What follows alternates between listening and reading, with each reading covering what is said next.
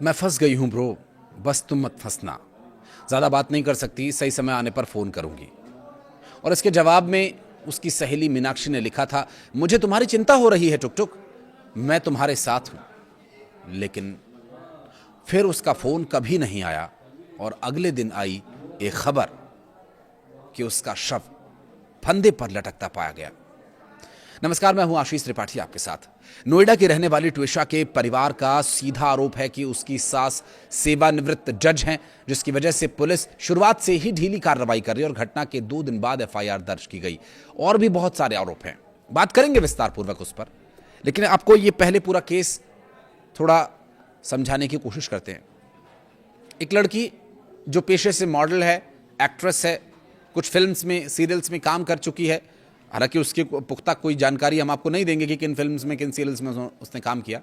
लेकिन जो बात बताने वाली है वो ये है कि जहां उसकी शादी हुई, जहां बड़े धूमधाम से, बड़े हर्ष से पिता ने बेटी को विदा किया, उस परिवार में उसकी सास एक पूर्व जज हैं, एक सम्मानित पद पर थी, और जिससे उसकी शादी हुई वो खुद वकील था। यानी कानून के दांव पेच समझना ही नहीं, कानून के दांव पेच के साथ खिलवाड़ कैसे करना है वो सब उस पूरी फैमिली को पता है। ये आरोप पीड़ित ट्विशा के परिवार की तरफ से लगाए जा रहे हैं।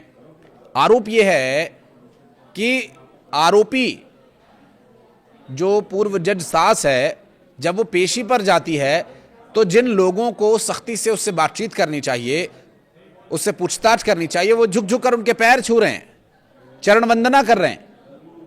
अब आप ही सोचिए कि जिस व्यक्ति की चरण वंदना हो रही है, चरण वंदना करने वाला व्यक्ति क्या उसके खिलाफ कार्रवाई करेगा?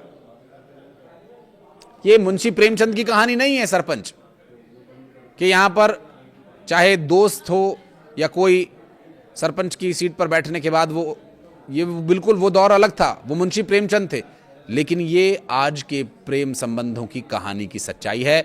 एक लड़की जो पेशे से मॉडल है, एक्ट्रेस है, जीवन के संघर्षों से जूझने वाली लड़की है, वो अपनी माँ को चैट करती है, उसके चैट्स वायरल हो रहे हैं। और जो शुरू में हमने आपको जिक्र किया था, उसने अपनी सहेली को चैट लिखा था, उसको मैसेज किया था जब उसने उसका हालचाल पूछा शादी के बाद, क्या हालचाल है, क्या स्थिति है। और लगभग 2 या 3 महीने की गर्भवती भी थी ट्विशा शर्मा, और गर्भवती हालत में उसकी संदिग्ध परिस्थितियों में मौत हो गई। फांसी के फंदे पर लटकती पाई गई थी ट्विशा शर्मा। पीड़ित परिवार का आरोप यह है कि उसके परिवार के लोग उसे प्रताड़ित कर रहे थे, जिस बात के साक्ष्य, हालांकि चूंकि मामला अदालत में है तो हम इसे साक्ष्य अदालत के आधार पर नहीं, जो सामने आए हैं उनके आधार पर बात करेंगे। क्योंकि जो चैट्स सामने आई हैं उसमें वो अपनी मां को लिख रही है कि मेरा जीवन इन्होंने नर्क बना दिया है, मेरा यहां पर दम घुटता है, मुझे यहां से ले जाओ। और ये चैट पढ़ करके माँ को शायद उस वक्त लगा होगा कि बच्ची अब नई जगह गई है, थोड़ा हो सकता है एडजस्टमेंट करने में दिक्कत आ रही होगी, जैसा कि हर माँ बाप सोचते ही हैं। और उन परिस्थितियों में जब चैट सामने आती है और फिर उसकी मौत हो जाती है, तो जाहिर तौर पर किसी आपने जब ये सुना तो आपको भी ये लगा होगा कि हो सकता है कि उसकी हत्या की गई हो। हालांकि ये सारे विषय जांच के, कानूनी दांवपेच एक अलग विषय है। अब आते हैं उस विषय पर जो कि एक बहुत ही गंभीर परिस्थिति उत्पन्न करता है। माँ जो आरोपी पति की माँ है या आरोपी सास है, ट्विशा शर्मा की जो सास है, वो पूर्व जज रह चुकी हैं, और उनका रिटायरमेंट होने के बाद उन पर आरोप लगा बहू की हत्या करने का। उनके पति और पूर्व जज को जमानत मिल गई, बेटा फरार है।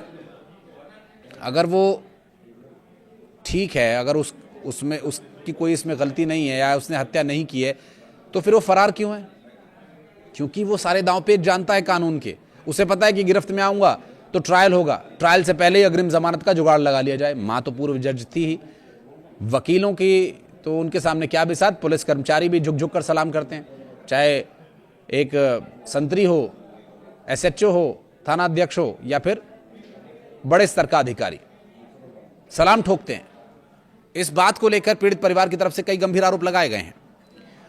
पोस्टमार्टम किया गया तो पोस्टमार्टम में इतना भी मिलान नहीं किया गया कि मरने वाले की गले पर जो निशान बना हुआ रस्सी का, वो रस्सी कहाँ है? मिलान कैसे होगा कि इसी रस्सी से आत्महत्या की गई या हत्या की गई, वो कैसे पता चलेगा?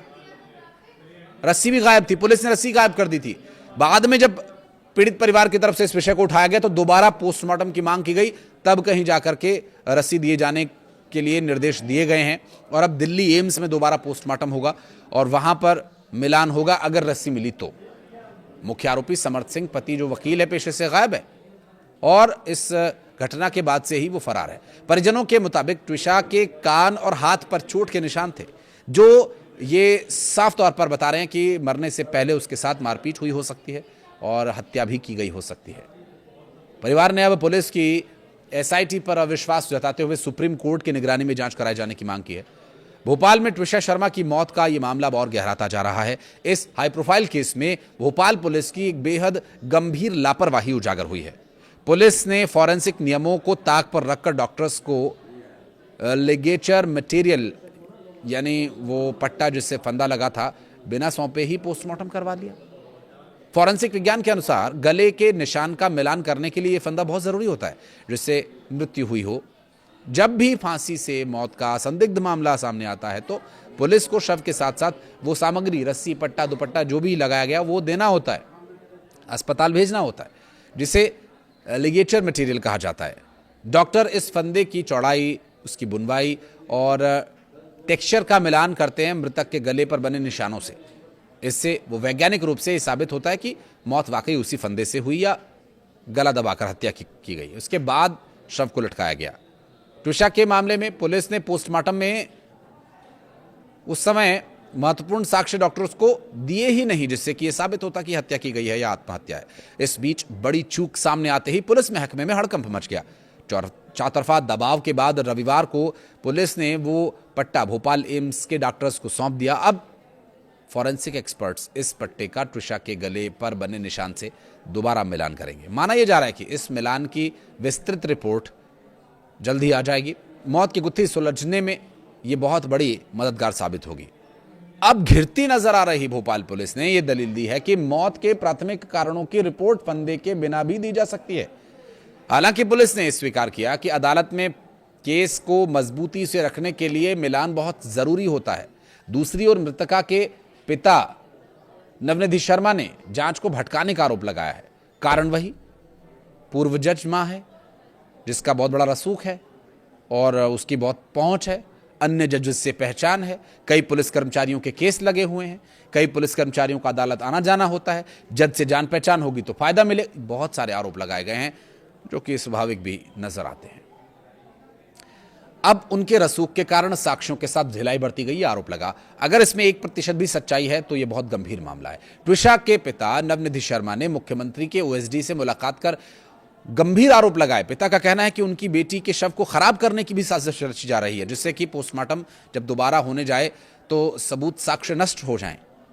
उन्होंने ये मांग की थी कि शव को -4 डिग्री सेल्सियस पर रखा जाए, लेकिन रसूखदार आरोपियों के दबाव में अस्पताल प्रशासन शव को 4 से 5 डिग्री सेल्सियस की गर्मी में रख रहा है, जिससे शव सड़ सकता है, डिकम्पोज हो सकता है। परिवार ने साफ किया कि वे इस मामले में दोबारा कोर्ट का दरवाजा खटखटाएंगे। लेकिन क्या रसूखदार पदों पर बैठे लोगों के हाथों में न्याय प्रणाली पहुंच चुकी है? क्या उसे कुचला मसला जा रहा है, उसे ट्विस्ट किया जा रहा है? ट्विशा शर्मा की मौत अब एक रहस्य बनकर रह गई है। पति फरार है, सास पूर्व जज थी, पिता भी अच्छे खासे रसूख वाले हैं। पुलिस महकमे के लोग, जांच करने वाले लोग झुक झुक कर सलाम करते हैं। ऐसे में पीड़ित परिवार जिन्होंने अपनी बेटी को खोया, ये सब देखकर सिर्फ दर्द ही नहीं बल्कि गुस्से से भी इस वक्त घुट रहे हैं। बहरहाल देखना होगा कि आगे इस पूरे मामले में किस तरह से पीड़ित को न्याय मिलता है। दोषी जो भी होगा, अदालत पर पूरा विश्वास है परिवार को और वो न्याय मिलने की उम्मीद जता रहे हैं। कुछ कहना चाहें तो कमेंट सेक्शन में जरूर बताइएगा।